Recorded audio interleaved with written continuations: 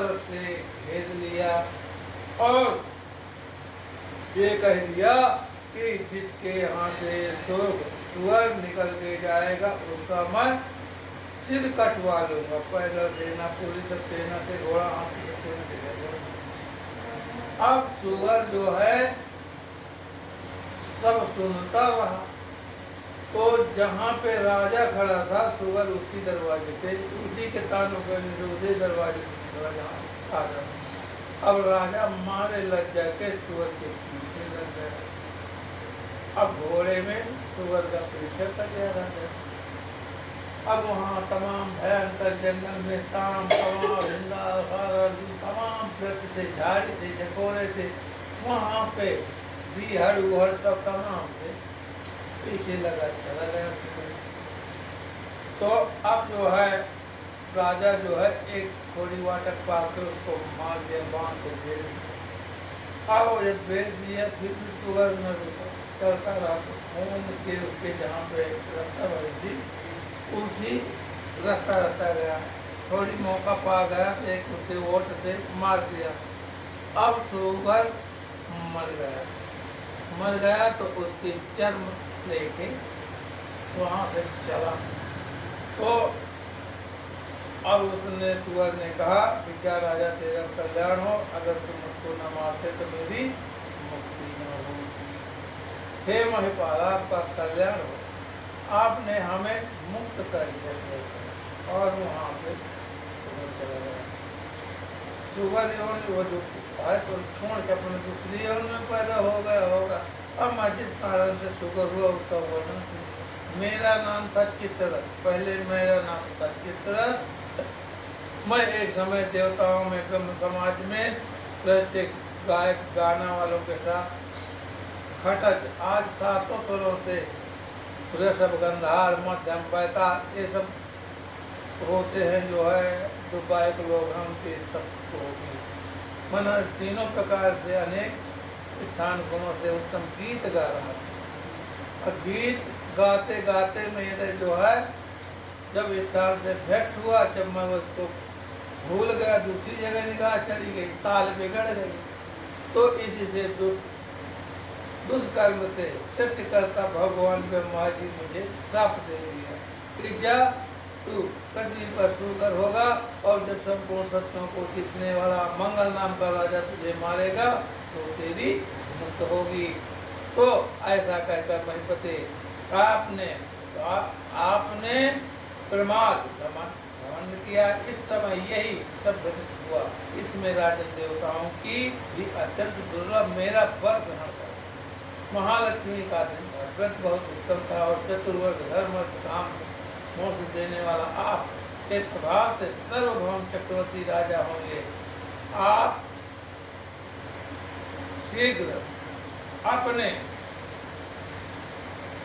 शीघ्र जो है आप अपने वहां को आओगे घर को। हे ब्राह्मण सत्य बताओ कहाँ से और किस लिए तुमने। अब राजा मार के आया, एक बार घर का पेड़ था वहाँ पे आराम करने लगा। आराम करने लगा तो थोड़ी देर पे एक जो है वहाँ पे ब्रह्मचारी खड़ा हो गया और कहा राजा साहब आप मुझको आज्ञा दो। आशीर्वाद को प्रणाम किया राजा को और आशीर्वाद दे के कहा मुझे आदेश करो और आपके साथ जो कहोगे वही मैं करूँगा, आपकी सेवा के लिए आया।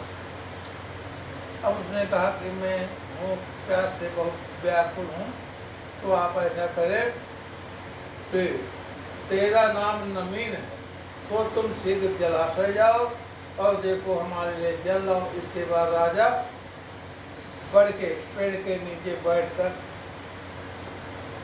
महाबुद्धिमान बस ऐसा कहते चला गया। जो बटू था वो घोड़ा लेके चला गया। तो वो बढ़िया सुंदर तालाब में गया जहाँ चकवा चकई तमाम प्रकार के नाना प्रकार के थे, चकवा पक्षी अनेक प्रकार से शोभायमान था। वह पंक्तियों में शोभित था, बढ़िया कमल के फूल फूले थे और वह समुद्र से भी अधिक जब तक समुद्र से कहा भी अधिक ताला रहा, क्योंकि समुद्र में पवन का वेग होता है और इसमें पवन के सैकड़ों उद्योग विफल हो जाते हैं। अर्थात यह तालाब निश्चित वह विषजनक है तो यह विष रहित है, वह खारा है तो यह मीठा है। यह अगस्त्य ऋषि की प्यास उसी तालाब में बुझी थी, तो कहते हैं वह इतना मलिन निर्मल था। वहां पे गया बट अपना उसका घोड़ा जाके कीचड़ में फंस गया, कीचड़ में फंस गया। तो अब वहां देखा तो एक स्त्रियों का समूह वहां पर दिखाई दिया। वहां पे हाथ जोड़ के गया, उनको प्रणाम किया बटुक ने और कहा मधुर वाणी से कि ये आप विष्णुओं का समूह श्रद्धा भक्त होकर तुम क्या कर रहे हो, इसकी क्या विधि है, तुम क्या फल है, ये हमको बताओ। तो हमने ठीक ठीक कहो, ऐसा कहकर उस वन ब्रह्मचारी का वचन समूह गाय वाणी से बोला, हे एक की श्रद्धा और भक्ति हो कर तुम संपूर्ण फलों को देने वाले के व्रत का नियम सुनो। महालक्ष्मी जी का व्रत है तीनों लोकों में माया प्रकट, तीनों लोकों में माया प्रकट जो है 5 नामों से कही जाती है। हे बेटे, ब्रह्मचारी मुझसे कही हुई इस विधि को जो हम बताते हैं वो किसी को न बताना, जो भगवान को माने उनको बताना, नास्तिकों को नहीं। भादव के महीने की शुक्ल पक्ष की अष्टमी से इस व्रत का आरम्भ किया जाता है। सवेरे उठकर 16 बार हाथ पाँव मुँह धोकर 16 तारों से बनाया हुआ 16 गांठों से युक्त मालती फूल चंदना कर कपूर से पूजित करें। लक्ष्मी नमः इस मंत्र से प्रति गांठ पर गांठी लगाओ। धनम धानम धर्म धर्मम हे महालक्ष्मी, धन धान पृथ्वी जिसको जो चाहना हो उनसे कहे कि घोड़ा हाथी तो हमको दो। इस मंत्र से दाहिने हाथ में बांध कर वह अक्षत मई दुर्वा को 16 डंठल लेकर एक चित्त होकर कथा सुने, उन्हें से डोरा का पूजन करे। फिर प्रातः काल से लेकर की अष्टमी तक रोज हाथ पाँव मुँह धोना चाहिए। लेकर जैसे ही आच्छादित लेकर कथा सुने, चावल लेकर कथा सुने, तदाकर कृष्ण की अष्टमी के दिन सायंकाल शाम को इंद्रियों को भस्म करके सुबह बढ़िया स्नान करके पूरी सामग्री इकट्ठा करके पुरुष स्त्री दोनों को पूरे मकान में जाकर वहाँ पूरब की तरफ बैठकर सुंदर आसन पर उत्तम संस्कृति पथ में युक्त 8 कमल बनावा, पास में अंजी शत्रुओं को केसरात पत्र से लिखे। फिर कपूर चंदनाथ से कणका से लक्ष्मी देवी का लिखकर उनका ध्यान करें। कपूर की सफेद सुंदरता वस्त्रों से धारण की हुई लक्ष्मी जी मुक्ताभरणों से भूषित आसन पर बैठी हुई, जो किंचित हाथ युक्त है, हस्ती है और मुख जो है जिनका कमल जिसका ऐसे है, संस्कालीन के जन्मा के समान तुल्य है, 4 भुजाएं हैं और हाथियों से सींचे जाने वाली महालक्ष्मी समागत। यहाँ पर आओ, हम आपकी पूजा करते हैं, आवाहन करें चारों से, हे महालक्ष्मी देव भगवान स्थान पे आओ और तुम्हारे वास्ते मैंने 5 प्रकार की पूजा लिखी। फिर 16 बार 16 दिन पूरे होने पर उद्यापन करें। आज ये कथा का उद्यापन हो रहा है। स्त्रियों का समूह ब्राह्मण से कहता है, विप्र जिस विधि से उद्यापन करना चाहिए वह श्रद्धा युक्त हो।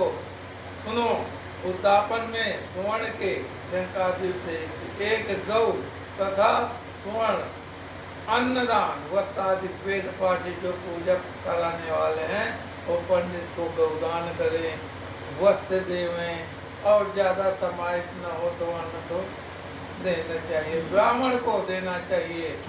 यथाशक स्वर्ण या चांदी की अंगूठी ब्राह्मण को देना चाहिए। ज्यादा समाहित हो तो 16 ब्राह्मण का दे। 1 दिन के पूजा 1 ब्राह्मण का हो तो 16 दिन होंगे। वस्त्र आदि देने से व्रतपूर्ण होता है। देवियों के समूह ने कहा, हे व्रतों में यह उत्तम व्रत मैं तुमसे कहता हूँ, जिसके करने से बिना परिश्रम से वांछित जिसको जिसकी इच्छा है उतना फल मिलता है। हे विप्र, इन व्रतों को करके वेद को प्रकाशित सबको बताओ, तुम बताओ, अपने राजा से करवाओ, सभी को बताना। तो ऐसा व्रत करना चाहिए। एक राजा तत्काल राजा को खिलाए हुए घोड़े को किया। उस व्रत में धीरे धीरे थोड़ी देर के बाद उसके सारे नगर निवासी आ गए। तो बटुक एक डोरा बांध दिया अपने राजा के, वहां से लाया था, डोरा बांध दिया। अब जब राजा के पूरी सेना आ गई, लावा लेके, कोई जैसे राजा को ढूंढने आ गए। अब राजा वहां पे मिला, सभी लोग घर को गए। अब गांव के लोगों ने सुना, स्त्रियां पुरुष जो कोई थे, कोई एक आंख में अंजन लगाए, काजल लगाए, कोई कुर्ती नहीं पहने हैं, जो जिस पोजीशन में थे उसी पोजीशन में राजा के ऊपर तमाम लावा फूल फेंक दिया।